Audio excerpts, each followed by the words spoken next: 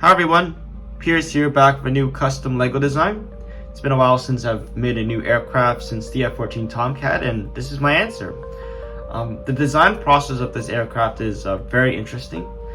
I have built 6 stud wide LEGO aircraft, and I know that LEGO currently creates like 8 stud wide LEGO airliners, but the older 4 stud wide airliners from the late 80s to early 2000s has always been a very interesting and nostalgic design period or design style, which I found very interesting, and it made me come up with the question of like, if I were to design a plane today using that design method, using modern parts and basically bringing that standard to a whole nother level, what will that plane look like? And this design is basically the answer to that. It uses modern parts that are still in production, and it has a lot of nice play features. It still has that sort of design style of that era between the late 80s to early 2000s. Key aspect of this design is this design process. What makes this design special compared to my previous design is that I've actually digitally created the model first and then made the physical model, whereas my previous designs where I physically created it and then I digitally modeled it. There are pros and cons to these two different approaches, starting off with a physically built approach first. Physically creating your model first really does keep you in touch with the design. Say you want to create some sort of structural component of the design. Say if you want to build like a tower or a wing, you have when you finish building that component, there's a lot more instantaneous feedback on whether the thing actually works or not. Like, will the pieces just simply by themselves fall apart, or by simply interacting with that component will that thing fall apart? If you're making play features and functions, you can physically interact with them and test them, so you can practically know if they work or not. And yeah, that's some features of physically designing a model, which is highly advantageous. It does have a limitation, and that's where digitally designing a model first actually comes into play. It is actually great to actually have limitations to what pieces you have, because limitations can actually inspire creativity. But in some cases, these new parts can actually allow you to create functions or an aesthetic which is simply not possible with the pieces you currently have. In this case, for me, it's the front piece of the jet to create that sort of more angular appearance of the 80s and 90s design, and the engine cowling here, which is actually a really new part, to really create actually a bigger, more powerful engine than the aircraft from that era. Now, I'm also clearly aware of the flaws of digitally designing a model first and then physically building it. You're more out of touch with the structural integrity or how certain functions will work with a design, and this is the main reason why I've actually put in the effort to order the parts and build the design myself. I really want to create a high quality design, so I really spent the time to improve the overall assembly and structural integrity of this build. First things first, I did notice in the original instructions that the hinge placement was incorrect, which resulted in the hinge not being able to actually allow the wings to angle. So in this the part, I guess I improved the prototype to solve this issue.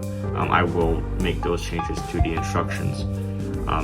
Moving on to the wing, the flaps here, I used a 1x1 hinge connection on both the outer and inner connections up from the flap to the wing.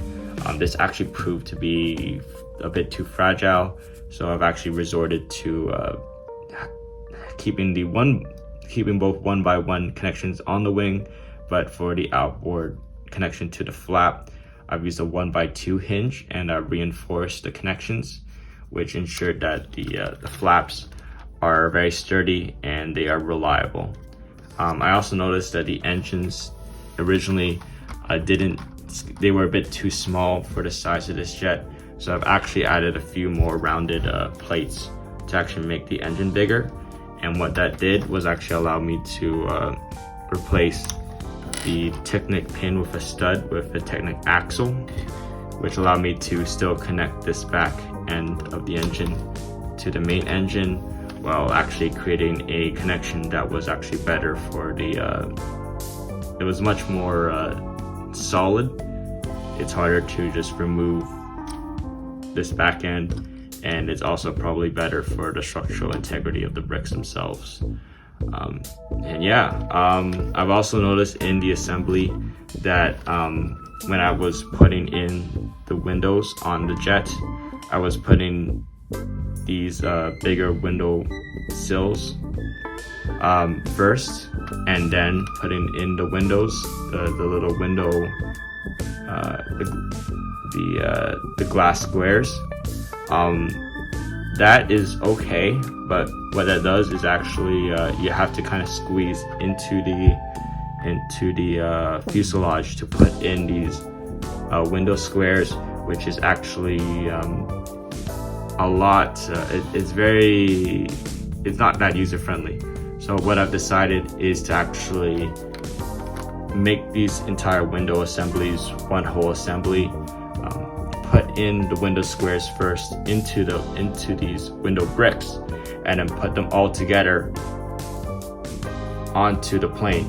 So you don't have to like move your hands in really weird places just to put in all these window sills. I've also worked to reduce part count and to use pieces I believe are easier to source, and the final version that I plan to release actually has less pieces than the prototype, so there are going to be more cost savings. Looking at the wing here, I've really taken inspiration from Lego set 4032-1. This set is Holiday Jet from Lego World City. It was released in 2003 by Henrik Anderson, and I really liked how this designer has really used a mixture of hinge pieces and angled plates to really create that sweep back look of the wings. Something that I felt that can really be improved on is the back of the wing. So if you take a look at set 4032-1, you would notice how there is some sort of a gap between this sort of weird gap between the wing towards the inner fuselage and the wing towards the outer wingtip. So I've decided, how about I actually fill in that space. The designer for 4032-1 actually used a more rounded piece for that. I've actually decided to resort to more of a straight edge piece, just a straight plate, and in that place I put in a flap. So this actually fills in the space of that gap and actually adds additional functionality to the design. That's all good and well. I did bump into the problem of there was a gap still between this flap and the inner wing towards the fuselage. So I've actually decided to I really experimented with all different types of plates to really fill in that gap, and it ended up being that putting in a tooth plate, I'm not sure how to exactly call it, but a tooth plate really actually surprisingly felt like it blended these two angles together, without impeding the function of the flaps. So that's really nice of that design feature. I was really concerned about the flaps actually falling apart when I practically built the thing itself. So I've actually created a mock-up version during the design process when I was digitally designing it, and I would actually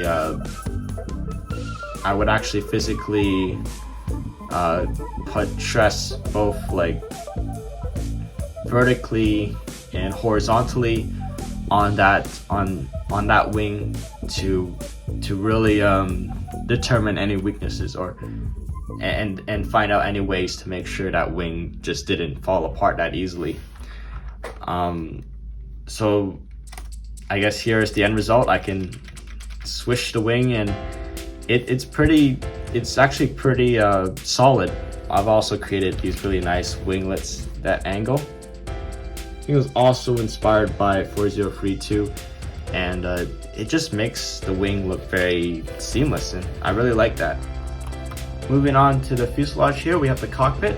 Just easily take off this front component to get access to the cockpit to put in your pilot, which will get access to a nice little simple control panel in front right here. This brings us to the passenger compartment of this aircraft. Now, to maintain the aesthetic and the functionality to carry minifigures as passengers, this would actually require the use of a 4x4 angled hinge piece, and that would actually be a very expensive piece and actually raise the price to actually source the parts to build this set. And I know that certain people, like, they have the money to really source these parts and build that, but I also know that, like, I want to make this set affordable and accessible to others to actually build the set itself. So I've created two versions of the instruction. So the first version actually does have that 4x4 angled hinge piece, so that will give people the option to have the full capability of fitting in minifigures as passengers. The second version, the one which I have right here, actually uses 2x4 angled brick pieces for the roof of the plane. Now, this sacrifices the capability to accommodate minifigure passengers, but you can still put in seats to really keep that aesthetic of a passenger plane. You can also open this up further and just see the length of the plane available for cargo and passengers. You could put a 2x2 brick or assembly there to separate the passengers from luggage and cargo. And yeah, that's a quick look at the fuselage. Another change that I'm planning to make to the final model is to change the color scheme. So I'm planning to actually change the dark navy blue to a standard red color scheme. I believe that the higher availability of red would actually continue to drop the price of acquiring the pieces to build this design, and it would actually make this model look more reminiscent of the planes of the late 80s and early 2000s design. Aircraft also has some nice landing gear that will support the weight of this aircraft. You have a turntable piece for your nose landing gear, which will enable the aircraft to turn and taxi on the runway. This aircraft is a nice complement to your other larger aircraft. This aircraft can fill the role as a narrow body aircraft compared to your wide body aircraft at the airport. So the wide body can cover more international, more hub and spoke high demand locations, and the smaller aircraft can cover more local connections, and that would really create for a more diverse larger airport. That's more interesting. I'm happy to announce I'm planning to release this set around December 22nd, 2024 for you guys to enjoy on the holidays. This set will be released on Rubricable, and for 10 Canadian dollars, you'll receive 2 instructions. One instruction will allow you to build the jet with accommodations for passengers, and the other version will allow you to build a jet with more affordable parts. And of course, this package includes the 2 accompanying part catalogs, which will allow you to easily source the parts to build these sets. And with this purchase, you'll be also supporting future operations and projects on the channel. And for the very first week of release, I'm planning to sell this set 25% off. I really value feedback that can really improve my operations and future designs. And if you offer feedback that I find really valuable for the improvement of the set or for future operations, from now to the release of this set, I will be offering a 50% discount. And yeah, that's basically my showcase of my custom Lego private regional jet. And I really enjoy you spending the time watching this video. And yeah, and like always, catch you later.